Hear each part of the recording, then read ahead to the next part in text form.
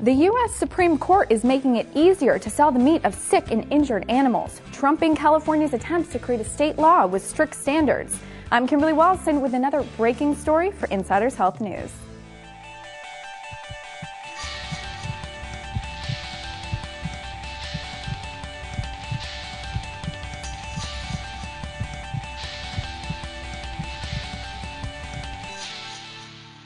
California was taking a step in the right direction, tightening their state policies on slaughterhouses to appease the public after appalling video from Chino started to make its way around the internet.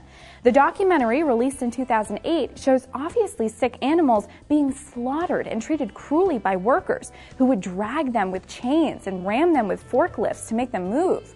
So a law went into effect that stated you had to immediately euthanize a gravely ill animal and could not buy or sell any unhealthy livestock.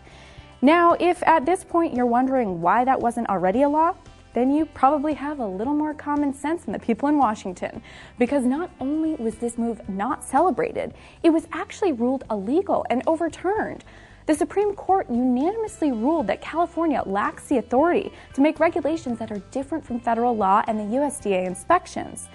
The key issue is a 1906 Federal Meat Inspection Act that forbids state regulators of slaughterhouses that are in addition to or different than those already made. But I'm guessing provisional wisdom from 1906 isn't always the right choice in a rapidly evolving world.